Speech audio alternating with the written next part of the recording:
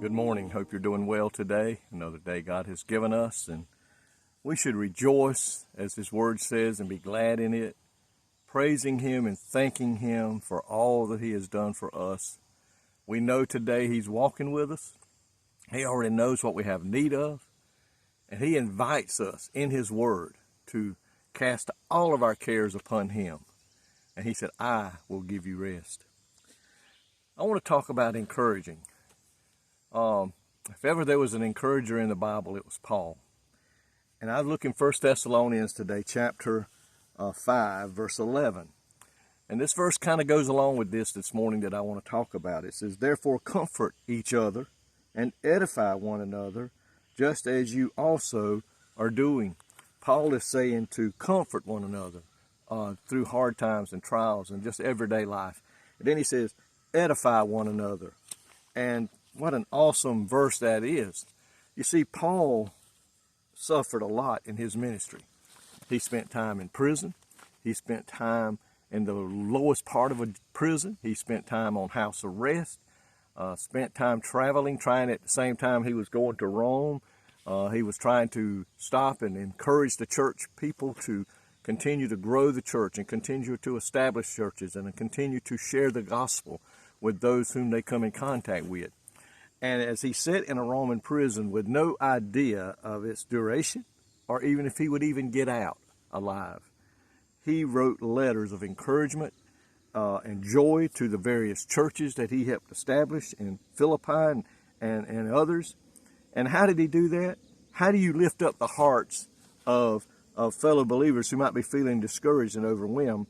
Paul gives us an example in Philippians. If we will follow, we can be that encourager. And that's what we're supposed to be as believers in Christ, encouragement to one another. Pray specific, detailed prayers for each other and let them know that what you have prayed. Let them know, brother, I've been praying for you. I heard about your sickness. I'm praying for God to heal you. I've heard about your financial troubles, and I'm here to help you, and I'm here to pray that God will help you get through this time.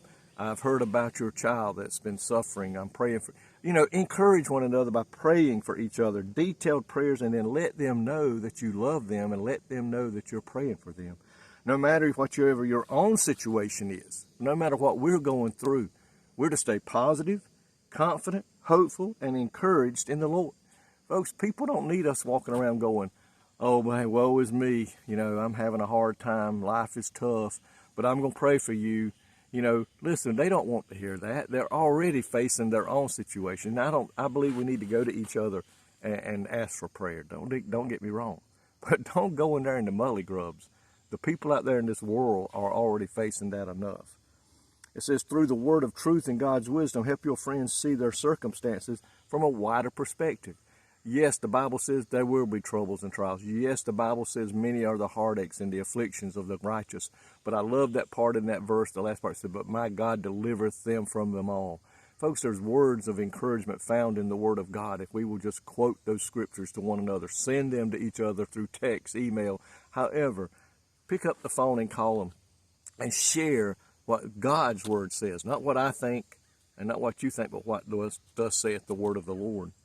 It says, remind them of what they already know, but may have forgotten. Life is about today, not yesterday, and refocus on Jesus Christ will make all the difference. Today is the day that we need to pay attention to and seek God for. Yesterday's gone. Ain't too much we can do about yesterday. It's gone. Tomorrow's not even here yet, and we may not be here. We may be gone before tomorrow gets here, but remind them of what they already know, but may have forgotten. Life is about today. Folks, we know not what today holds, but we know who holds today in the palm of His hand. The God we serve is an awesome God. He's a big God. The Bible says He holds the world in His hands. So how come sometimes we think that our situation, our problem, is too big for God? Folks, there's nothing you're going to go through that God can't handle, that God can't deliver you from. And we need to encourage one another to keep trusting in God and not worry about life. Yes, we should be concerned, but it shouldn't cause us to get so worried and so fearful that we get upset with one another.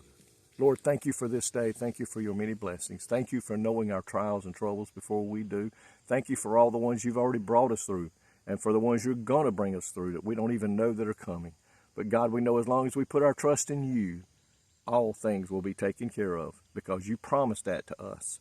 Lord, thank you today. I pray that I'm an encouragement to everyone I see, to everyone I meet, for those that watch these devotions. I pray, Lord, that it is encouraging them to continue to serve you and to hold to your hand today. And I ask these things today in your precious name. Amen. Folks, may God richly bless you today is my prayer, and I love you.